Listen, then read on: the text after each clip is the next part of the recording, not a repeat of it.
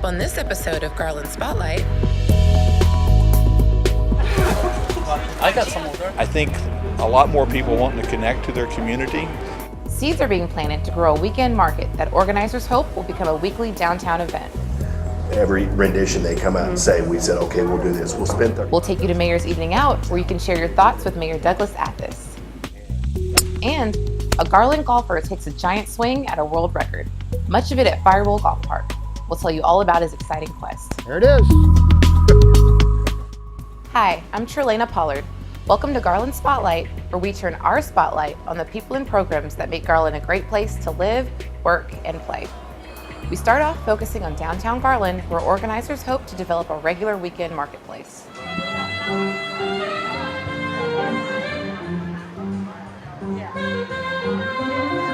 We are having the marketplace. It is a European-style market.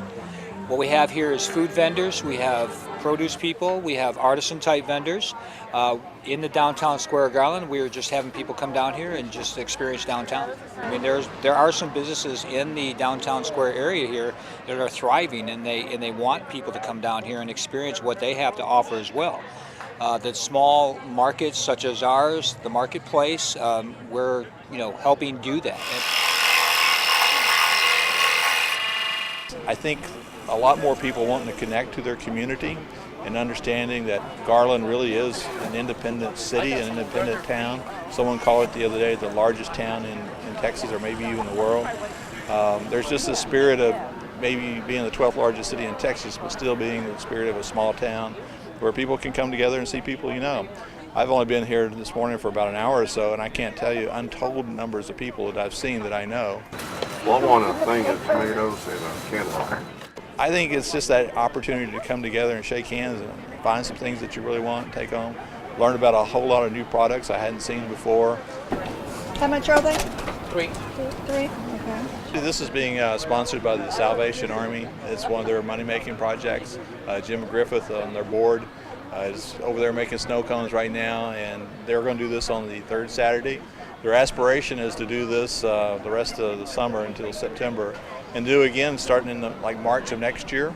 First-time events are very tough to pull off, but I am very pleased with this one so far. It has been fantastic. We have had a good flow ever since we've opened at 9 o'clock.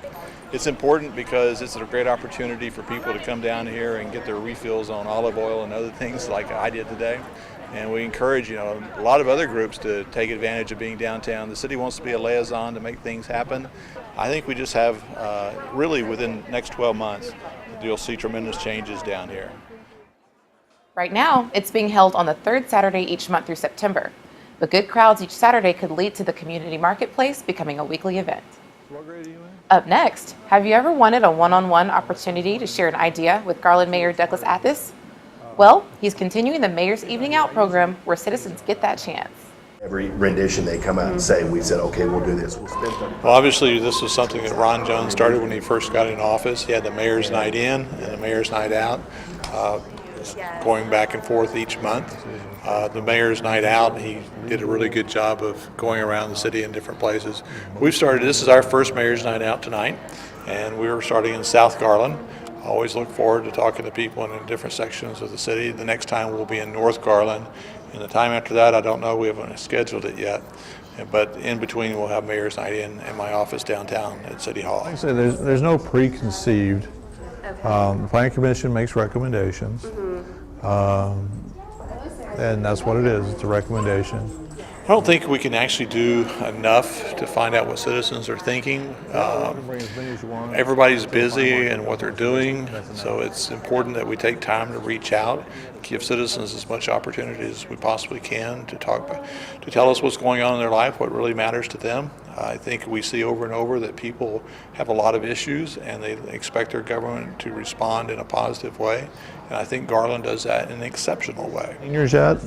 No, we've got one more year for seniors. Yeah.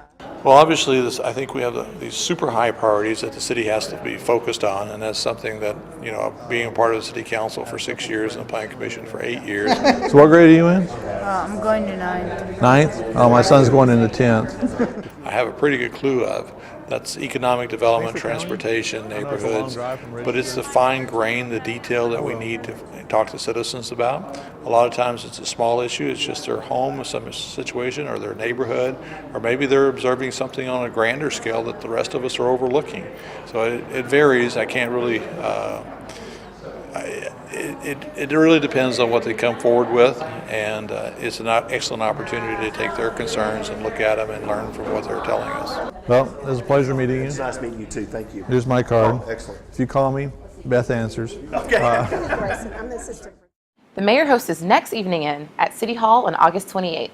His next evening out will be held on September 26th at the North Garland Library. Go to garlandtx.gov for more details. Moving on, construction work is underway around City Hall. Workers are clearing ground to begin the second phase of Garland's downtown redevelopment project. Public and Media Relations Director Dorothy White has the latest. Site clearance around City Hall for the City Center project is in full swing and will wrap up in early fall. At that time, crews will begin constructing a parking garage behind City Hall. This new parking structure will benefit those who visit and work at City Hall, as well as the residents of a new 158-unit apartment complex to be built next to City Hall. If you need to visit City Hall or the Duckworth Utility Services building during the construction project, remember that street parking is available, as well as the first floor of the 5th Street parking garage free of charge. 3-hour parking limits are in effect from 8 a.m. to 5 p.m. Monday through Friday only. So if you're enjoying the Granville Arts Center's fabulous arts and entertainment offerings during the evenings or on weekends, you have plenty of parking options, including the Arts Center parking lot. Here's an early heads up for some temporary service disruptions. Work has been underway to upgrade City Hall's electrical system, and during Labor Day weekend, crews will shut down power to City Hall to connect the new service. Now, this will cause some brief outages of some of the city's automated telephone systems on the evening of Friday, August 30th, and again on Monday, September 2nd. However, all 911 services will continue to be available. Now, some of the city's websites will also experience temporary outages this weekend. Meanwhile, CGTV, our government access channel, this won't be available on cable at all that weekend, but you can still find video on demand on the website.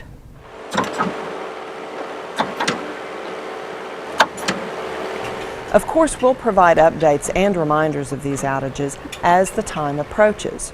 For more information about the Downtown Redevelopment Project, visit the city's website and click on the Downtown Redevelopment button. For Garland Spotlight, I'm Dorothy White. You can expect to see the completed project in 2015. Garland has a vibrant arts community, and there's always something going on. Arts Center Director Patty Granville takes a quick look at what's coming up in Garland's art scene. Thank you, Trelena. I would like to give some of the highlights of what's going on at the Art Center here in August.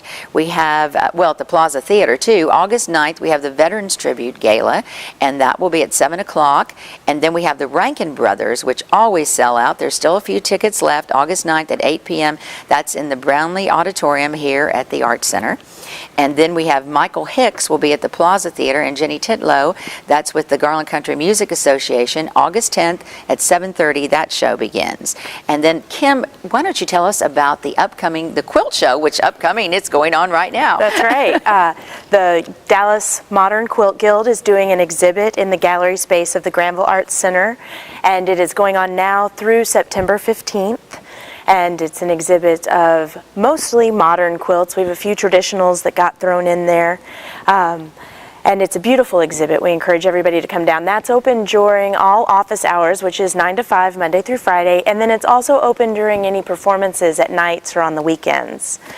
And then we have Civic Theater. We do. Civic Theater, August 22nd through September 14th. They are doing Agatha Christie's Go Back for Murder in the small theater of the Granville Arts Center. David Allen does a wonderful Elvis tribute show, and he'll be doing that at the Plaza Theater on August 24th at 7:30 p.m. And then we also have Mexico 2000 Ballet Folklorico doing Corazon de Mexico. And that is August 31st at 7 p.m. in this auditorium, in the Brownlee Auditorium. And if any of you would like to hear about more events going on, you can join us for our Arts in Action, which we do on a regular basis.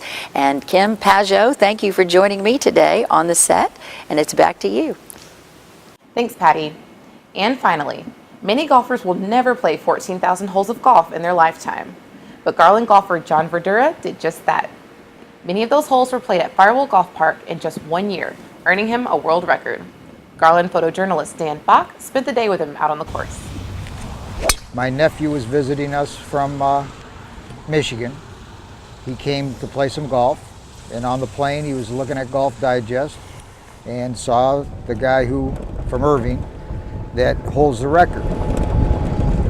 My nephew says, you know, Uncle John, you don't really have to alter your lifestyle too much to beat this record, because he knew I was playing a lot of golf. So my wife caught wind of it, and both of them did, and both of them were the motivating source behind it, and I just set sail to do it. I got away with a bad hit there. Starting today, I was at 13,337. And your final goal? Is 14,000 by the end of the month, if I can get there. So it's 13,300 and... So how many holes a day do you play? I'm averaging 38 a day. And that's, how long does it take you to play those 38? Well, sometimes it takes sun up to sundown, depends on how crowded it is out here. But I'm getting them in, you know. It's a drill. Obviously you need to, I couldn't do this in Michigan. You need a climate where you can play year round. Financially, they offer tremendous packages here, and with 63 holes. Thank you. There's an awful lot of nice people here, and I think it's for a public course, municipal course, it's a great course. One time, give me one time. Good shot. Did you putt that or chip it? Putt. Good putt, good up. I mean, you got to like golf to do this. There ain't no doubt about it. I did play on some days when it wasn't too much fun out here to play, windy and cold and wet. There it is. Chipped it in. But it's a drill. I mean, you have to stay with it. And it became a challenge. Oh my God, it's hot. When it gets cold or when it gets hot, that's a good time to play, because the course is kind of open and you can get a lot of holes in. And it's 100 degrees right now. I know. When it's in the 80s, I played last year with 107. I played in 38 degree weather. I played in 107 degree weather. What's it take to keep you home? Well, the course closing. If it's open, I'm here. There were times I was playing, I was the only car in the parking lot. That was not too good, a little far right. So it kind of sounds like it's a good way for your wife to get you out of the house for a while. Well, she's at work, but I'll tell you, that's one of the first questions my friends, both from Michigan and here, ask is, are you married? What does your wife say? Well, actually, my wife is not only didn't discourage this, she encouraged it.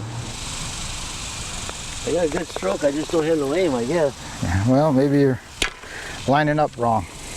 I don't know. I'm the last guy to ask. And then you're a volunteer here as well. I do player assistant work. Saturday mornings I work 6 hours. I pick up tees and empty trash and fill in divots and fix ball marks on the greens, and it's good. It's nice to be around the golf course. It's just been a great experience. It really has. You know, there's been times when it's been tough to go play, but I'll tell you, as far as I'm very grateful and thankful that my health has stood up through all this. It's a lot of exercise too. It is. Yeah, it is. It is. That might be help keeping you in the condition. It might be. It might be. So I get a Diet Coke and a cigar. I'm a happy guy on the golf course. Only 3 things I need in life, right there. You know, a Diet Coke, a cigar, and playing golf. Maybe you need a camera there all the time. Yeah, maybe. Turns out, 14,000 holes just wasn't enough for Verdura. He wrapped up the year-long effort playing another 418 holes. Now that's a serious golfer. With that, we wrap up our second episode of Garland Spotlight. I'm Trelana Pollard. Join us again next time for another inspiring and informative view of our city. In the meantime, feel free to like us on Facebook and Twitter for the latest on what's going on in Garland. See you next time.